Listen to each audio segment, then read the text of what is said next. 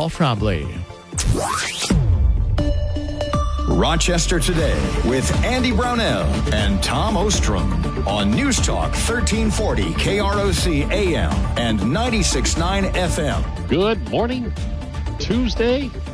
Shaping up to be another beautiful day, although a bit more autumn-like for us in southeastern Minnesota. I'm Andy Brownell, and Tom Ostrom is here because it is Tuesday. Back to normal. Good morning, Tom. Good morning, Andy. Great to see you. You too. After a brief break away from the office, it's good to be back. You bet. So, what's in the mailbag? I've sent you my column for next month, for this month, October, and I cover national security spokesman versus Netanyahu and war strategies, Zelensky's politicking and demands in the Ukraine war, Trump and security and or lack of it, Pelosi on January 6th, more information, and then Kamala with her non-answers. So that's the column. Okay. That'll be Saturday morning on the KROC News website. Yes. Or, of course, you can download the app and get it that way as well. Yeah. From Phil in the mailbag. By the way, I thought you were going to talk about the Vikings. I was kind of giving you a little grace there. Well, the Packers were demolished most of the game and behind by about 28 points, but they caught up. So I don't know how they did that, but they caught up and within 2 or 3 points, but they weren't solid, and the Vikings were. But that last score catch-up was interesting. It was an exciting second half, that's for sure. It was nerve-wracking for us Purple fans. I'll bet it was. Anytime you play at Lambeau, it's gonna be a contest. Yeah, it sure wasn't for most of the game. From Phil, he traces Trump's record of peace and Abraham Accords in the Middle East and low inflation and energy security and the built-up military and all the things that he accomplished versus Biden-Harris, open borders, and other issues. And Phil kind of chides those people that don't want to vote for Trump because of his personality or some issues like that. And he said, compare the two because America needs Trump's policies, not the Democrats. And then Colleen, a regular listener, sent me information about Newt Gingrich sending letters and documents to Minnesota voters, documents to sign, I guess, for polls or something to make, there's a move to make Minnesota a sanctuary state. And Gingrich is sending information, secure America now, not here, signatures, addresses to stop the move to make Minnesota a sanctuary state. Had not heard anything about that. I hadn't either. And then this from Rick. He had an interesting take on the Electoral College. You know, it was founded to give small states a voice where they might not otherwise have one. And Rick says that the impact is completely opposite. He opposes the Electoral College. He said, we hear about those states that have the electoral votes that Trump needs to win to prevail. But he said that means voters in those states have the power, not me in Minnesota. My vote doesn't count. The people in electoral states count. And I think the Electoral College should be abolished on that grounds. I hadn't thought of that take on it before, but okay. He feels troubles. But to get rid of the Electoral College, I reminded him as a real constitutional issue of sending the issue before the state legislatures and back to Congress, and took maybe a couple of years. Well, I would question him. I get the sentiment that he's expressing, but you would replace it with what? A popular vote? Yes, totally. Well, then all of the power would be concentrated in California, Texas, and New York. Yeah. That's where all of the maybe Florida, all of the campaigning would take place in those 3 or 4 states. The rest of the country would be ignored because they really wouldn't matter.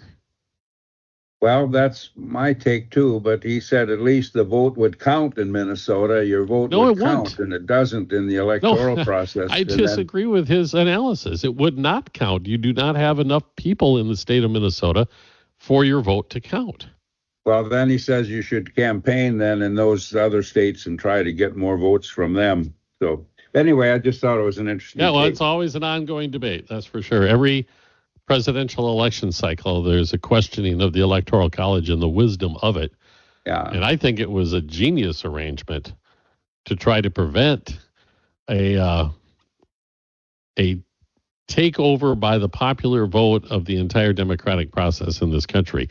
Right now, there is no way a candidate or a party can ignore the issues facing other parts of the nation. Now, granted, at this certain time, that is concentrated in these particular states because they are divided almost 50-50 in the way they are viewing the issues facing this country.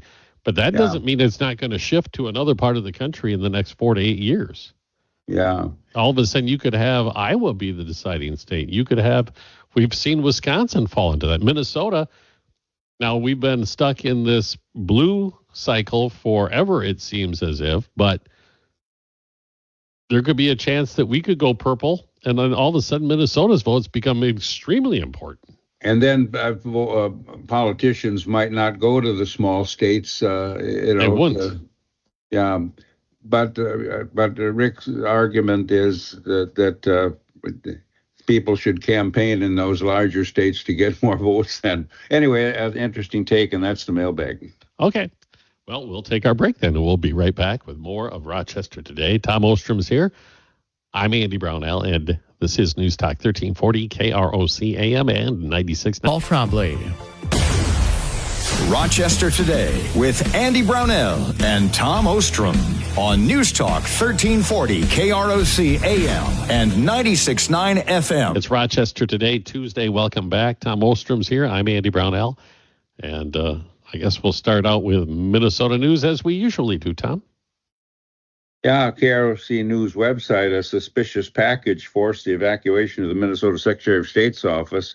And the information that was released by the Secretary of State. And it had a return address that said United States Traitor Elimination Army, and similar to one sent to Secretary of State offices elsewhere, and threatening election officials is a serious event, of course. And the FBI, U.S. Postal Service inspection, and Minnesota State Patrol are investigating this. And it was a non-hazardous powder that was in the envelope. Still worrisome, because it does point out a vulnerability, and we faced this. I still remember after 9/11, in the weeks afterwards, and the anthrax attacks that occurred across the country. Same sort of delivery system, envelopes that show up.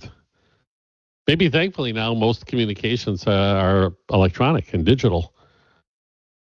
Yeah. So it's a lot easier to isolate a suspicious letter than it used to be. Yeah. Again, we talk about crime in Minneapolis, but crime, violence, and murder is occurring in St. Paul, too, the state capital. And an artist was fatally shot outside art studios in St. Paul. It doesn't seem that the perpetrator knew the person. It was a random, horrible thing.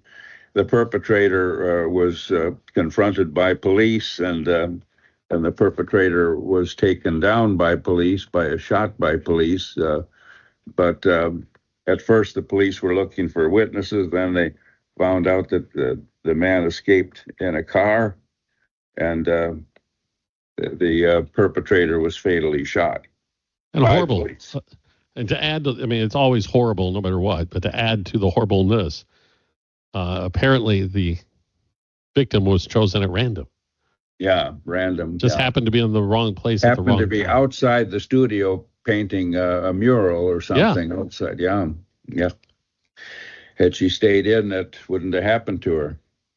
The American thinker Monica Showalter showed a picture of Tim Walz visiting Alex Soros, the son of the multi-billionaire that tries to influence and does the elections. And it showed Waltz, what Monica Showalter said, in a servile position with Soros taking photographs of him standing there with his hands folded, looking opaque, and how Waltz was sent to their mansion to get money from them. He said Waltz's servile body language seeking money looked pretty pathetic, but the Soroses have lots of influence, evidently, in these elections, too much so. And then Soros is buying all kinds of radio stations. Yeah, that's what I was going to bring up. There's a bit of controversy surrounding that as well, because the allegation from a member of the FCC board, the commission, as well as a number of Republican lawmakers, is that the FCC has provided a fast track for Soros to purchase a large interest in this broadcasting company that I believe, I can't remember, it's dozens of radio stations in many, many large markets throughout the country. And because of the level of foreign ownership due to Soros's participation, that usually faces a great deal of scrutiny, those kinds of transactions. And apparently the allegation is this transaction is not facing that level of scrutiny. And of course, the accusation of politics comes into play, that Soros is perhaps purchasing these radio stations to have a bullhorn in the weeks before the election. Sure. And a lot of these stations, and I couldn't give you the number, are AM talk radio, which is conservative. Almost completely conservative talk radio. And would he remove the Sean Hannity and his likes from the airwaves on those stations? Sure, I have no idea. That's what his objective is before the election, to remove talk radio conservatives that have so much influence. And like you say, the FCC actions are questionable, and the FCC is dominated by Democrats, by the left. So I don't know if courts will intervene or can or what. Either do I. Walz, you mentioned the photo. I had not seen that photo. I have no knowledge of it. The one was Soros's son. But I know there's a lot of scuttlebutt, as they say, in the viral world of a video taken from a cell phone of the governor as he was departing the football game in Michigan on Saturday with the Gophers against Michigan. And he's going through the, I don't know what you call them. I'm lost for words. The way you exit the stadium if you're on the field level. And somebody from up above is shouting at him. And there's quite a few boos in the crowd as well about, I think, Trump 2024, Trump 2024. And it appears as if, and I use the term appears because it's not as clear as some people would think, that Governor Walz is directing a obscene gesture towards the person shouting at him using one of his fingers. Yeah, I read that too, that he gave. I've seen the video. That he gave people the bird, and he got loudly booed. And among the reasons for it was, of course, politics, but also it was a heavy rain, and his entourage blocked people from getting into the stadium in the rain. So yeah, that was trouble too. But his gesture is, I don't know if he is, as you said, flipping the bird. It's kind of an awkward gesture the way he does it, but it definitely appears that middle finger is extended and directed. So but it's getting circulated widely on the internets. Right. Meanwhile, the game that Trump attended, when his picture was put on the huge screens that fans see, the stadium erupted in positive reaction and applause for him. And then one more uh, Minnesota news item from Minnesota News. Minnesota reports a rare human death from rabies. So you got to watch out for bats flying around. And previous cases have occurred in Minnesota in other years. And the Minnesota Department of Health is investigating the rare death of a Minnesotan from a human, from the bat rabies. And the diagnosis was confirmed in September. The Center for Disease Control and Prevention is involved in this. The MDH is working with the victim's family and healthcare providers to determine the extent of this or if anyone else is affected.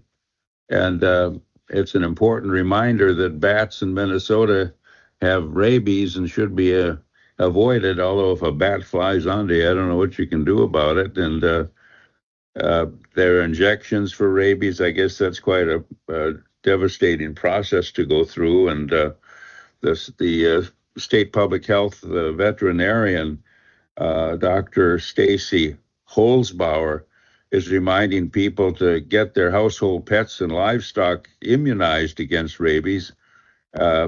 Rabies shots are available for animals, ranch animals, horses, whatever. The rabies incidents in the United States have declined over the years, but anyway, an incident and a tragedy. Terrible tragedy. And a reminder, if you do get bit by some sort of wildlife, go see a medical provider immediately to see if you need to have the rabies shots. As torturous as the series of inoculations might be, the alternative is a lot worse. Yep. Before we go, we do probably need to mention that tonight is the big debate featuring Minnesota Governor Tim Walz against J.B. Vance.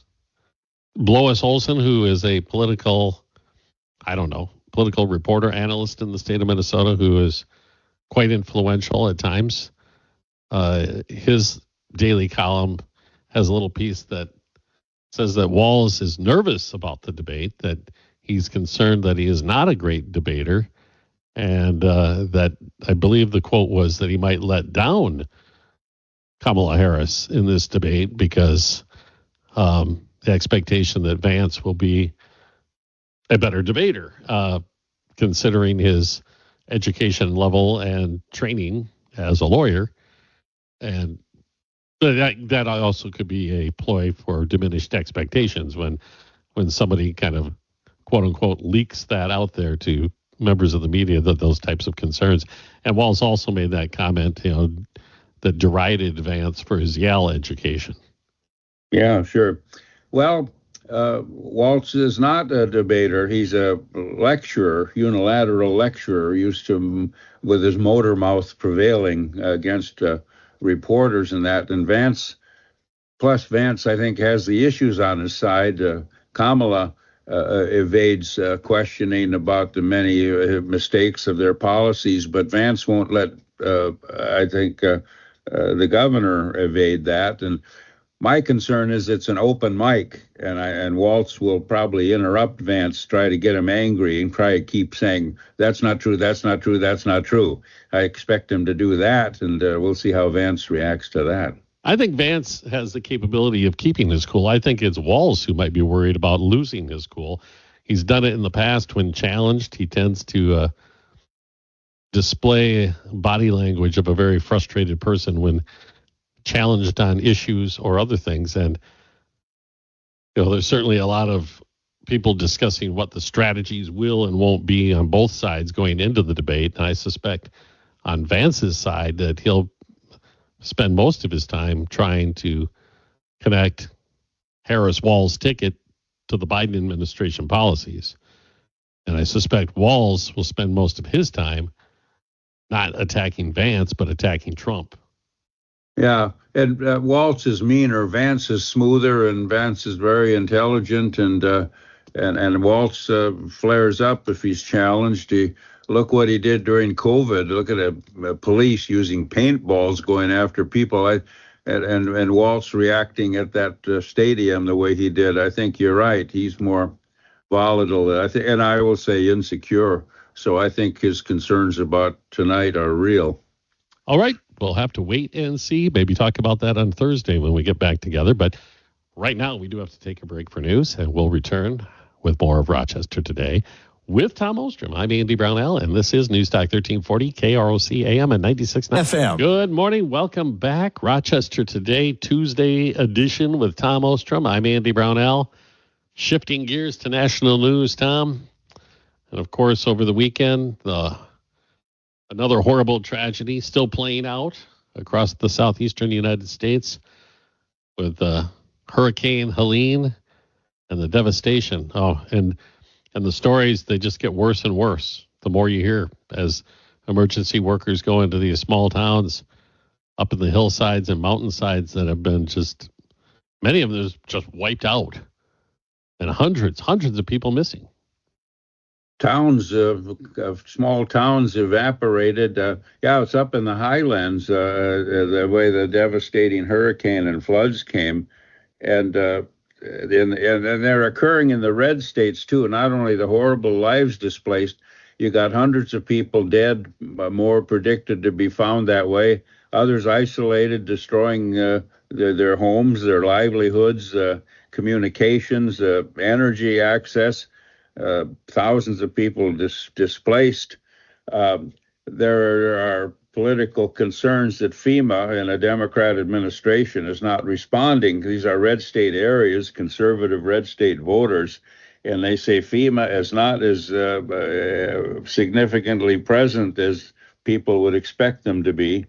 And but then voter records are gone, registrations are gone, and beside the displacement of people and their lives, I'm wondering if it'll affect the vote. How can people vote? Where are the voting? Where are the polls? Where are the records? Where are their records?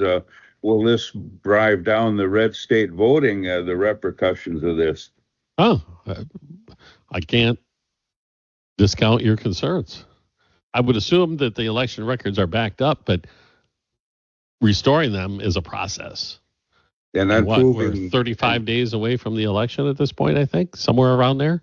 Yeah, and then proving one's status or even their ability to get out and vote when their records and lives and homes and jobs have been displaced. And is there a polling place to go to? Yeah. Has it been destroyed? Yeah, I think I read that as it stands now, with what we know now, and it seems as if the news gets worse every day as we learn more about the devastation, that it is the worst worst hurricane to hit the continental U.S. And red state since 2012, I believe. Red state politicians are saying that FEMA is not present as one would expect it to be. That and then it's funny. The Democrats put out a picture of Harris on Air Force Two, allegedly talking to officials on the phone and a paper in front of her, like she's very active in this. But the Trump campaign has a picture of her at that table on the plane, and her earphones are not plugged into the phone. So that's a staged photo. But it's a horrible devastation and life-threatening and event going on in the red state area is getting worse. The tabulation, the count is getting worse. That's why when I look at winter, as much as I hate winter, I would hate hurricane weather far worse. Yeah. And being vulnerable to that is... Ugh. You bet. Ukraine President Zelensky was in the United States. He was chauffeured in a military plane, military aircraft, and then they took him to Pennsylvania, where he visited an armaments factory and signed bombs that are going to be delivered to his country. And Democrat officials were signing those bombs too. But some people say Zelensky therefore took part in the election, and Zelensky did say that Vance is radical. And he said Trump thinks he can solve the problem through negotiation. He thinks he can. And Zelensky said he doesn't realize the issues, and I don't think he can. So there was plenty of politics, according to some, in Zelensky's last trip here. Huh. And I know this is more of a foreign policy discussion than it is a national news discussion, but Zelensky being in the United States certainly makes it pertinent. More and more, it seems as if there is some movement towards real negotiations to bring an end to this war. Whether or not that plays out is anybody's guess, but at least it's heartening to me to hear some signals from those involved that perhaps talks could begin at some point.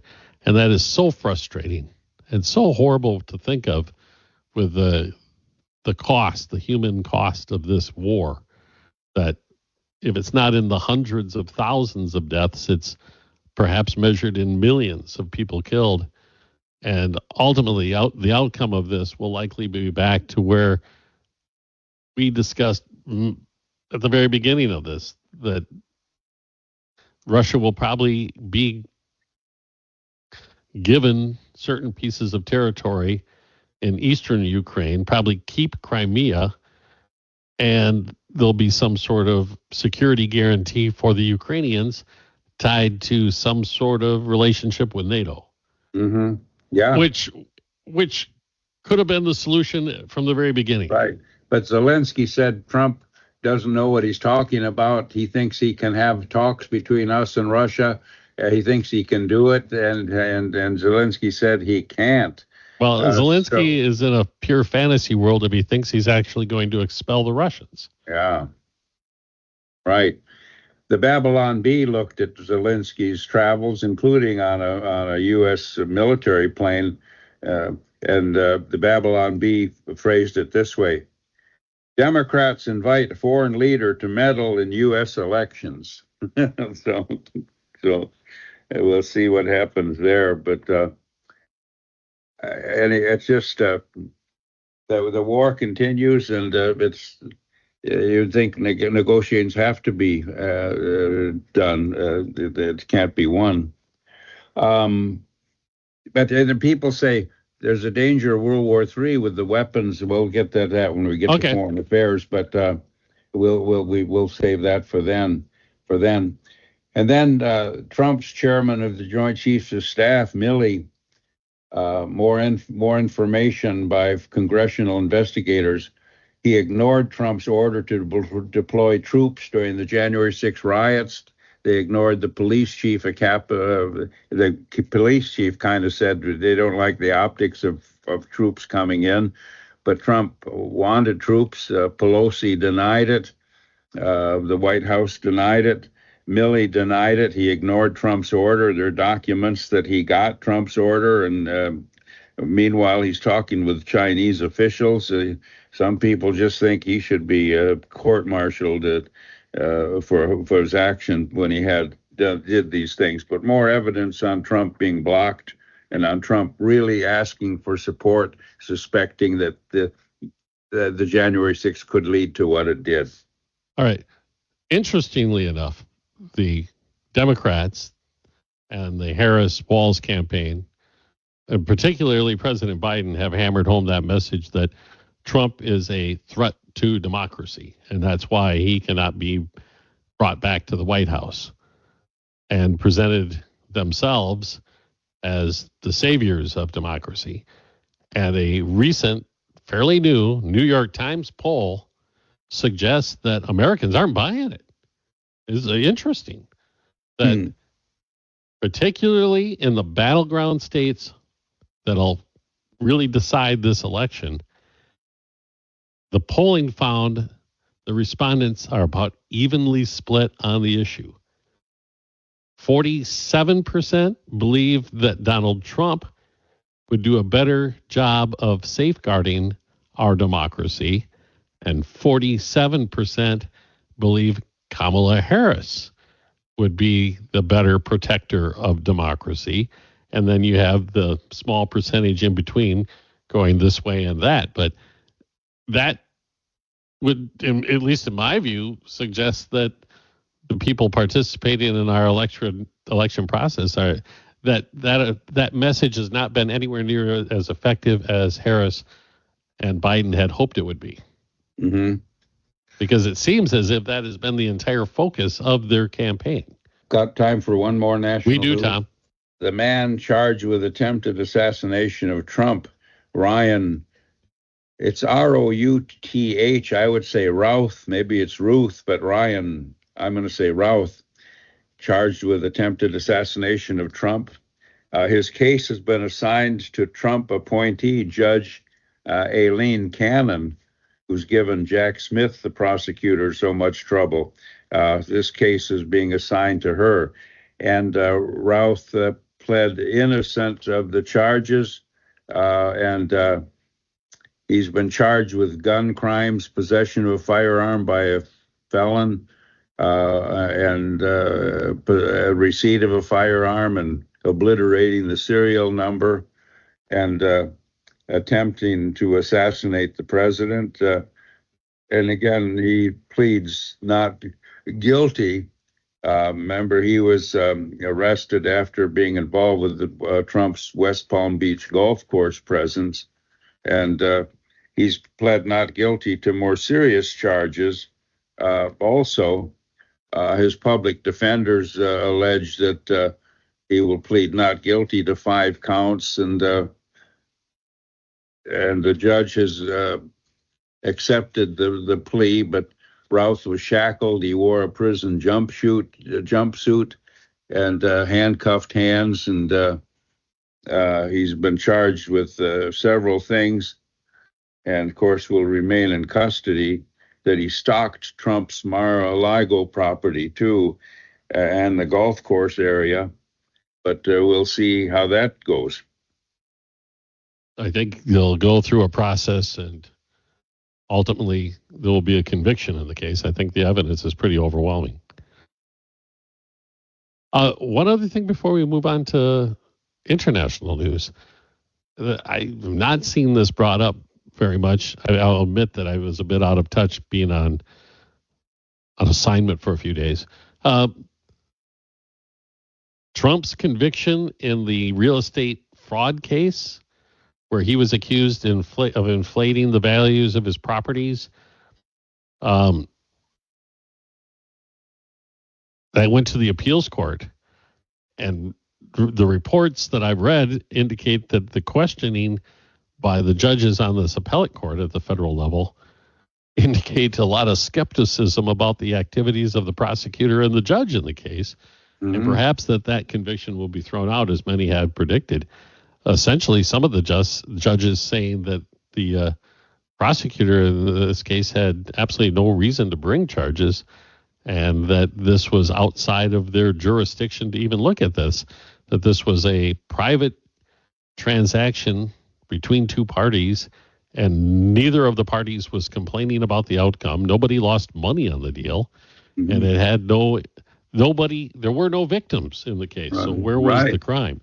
And so that's another one of his legal cases that may end up being turned in his direction in the near future. Right. And another court decided that the fines he's been assessed are extreme, and they've cut them down drastically. And they may be eliminated altogether if the conviction is overturned. Okay. We do have to take that break, and then we'll be back. We'll talk about some foreign affairs before we have to wrap things up this hour with Tom Ostrom on Rochester Today. I'm Andy Brownell, Newstalk 1340, KROC AM, and 96.9. Rochester Today with Andy Brownell and Tom Ostrom on Newstalk 1340, KROC AM, and 96.9 FM. Welcome back, everyone. It's Rochester Today, Tuesday with Tom Ostrom. I'm Andy Brownell. International news, Tom. We have a few minutes left. What do you want to start with? Well, as we journey toward World War III with escalating aid to Zelensky and weapons that he can use to get further into Russia, and Putin saying getting further into Russia with weapons, we may have to retaliate against NATO, and we have nuclear weapons, remember. NATO's getting concerned about it. When people say, well, Putin has to be stopped, otherwise he'll attack other nations, I don't think he will. He knows he had all he could do to cope with Ukraine. I can't see him attacking other NATO nations after his experience.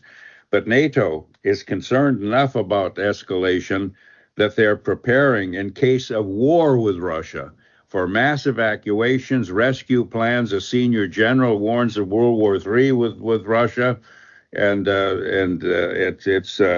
it's getting so. General Salfrank of NATO is developing plans for a war with Russia, nuclear war, defenses, casualties, getting people out, evacuations. He's concerned, and he runs NATO's Joint Support Enabling Command, coordinating troop movements, tank movements, logistics, and everything else. And he said, well, there's a danger of major war, and we have to be prepared for it. And he was more outspoken about it, I think, than people would really like him to be. And he said, we have to have a planned process that brings together the belligerents. I don't know if he's going to get in trouble for saying these things or admitting that he's concerned about these things, because he said, remember, if any NATO nation is attacked, all nations are required to get involved. There was a report out recently, a commission put together, and it was largely ignored both by those involved in politics and the media about that very same subject. Bipartisan commission in the United States looking at our preparedness for conflicts and the current state of affairs internationally and the dangers it represents to the United States and its allies. And it is a very, very gloomy report. It points out that we are not prepared. We've allowed our military readiness to decline significantly. Our munitions have been depleted. Our production has not ramped up quickly enough. Our adversaries are positioning themselves through their alliances, particularly North Korea, China, and Russia, to pose threats to the Western world that we have not seen in many, many decades. Mm-hmm. And more or less was pushed over into a corner and covered with dust almost as soon as it was released. Yeah, and our munitions are depleted because of what we're sending to Ukraine. And what Ukraine does with our money and munitions is not well documented or shared. So there's lots of trouble. I've always admired Prime Minister Meloni, the female Prime Minister of Italy. She's very effective, and she's going to crack down more on human smuggling and make deals with neighboring countries to cut illegal immigration. And she's already cut illegal immigration by more than half. And she said, we just have to cope with these things. They're destroying Europe, and we are working with other nations that the migrants come from to try to stabilize this. And it's funny, the Prime Minister of Britain is a left-wing socialist. Meloni is a right-wing conservative. And Prime Minister Starmer went to Italy to discuss the immigration crisis and what Meloni is doing about it, because Britain is figuring out they got to do something about it too. Interesting. We're probably out of time. Tom, I guess we'll talk on Thursday, hash over what's happening and continue what continues to happen in our world, this crazy spinning globe that we live on. So I look forward to it. Thank you very much. Mm-hmm. You too. All right. He's Tom Ostrom. I'm Andy Brownell. And this has been Rochester Today on Tuesday. News Talk 1340, KROC AM and 96.9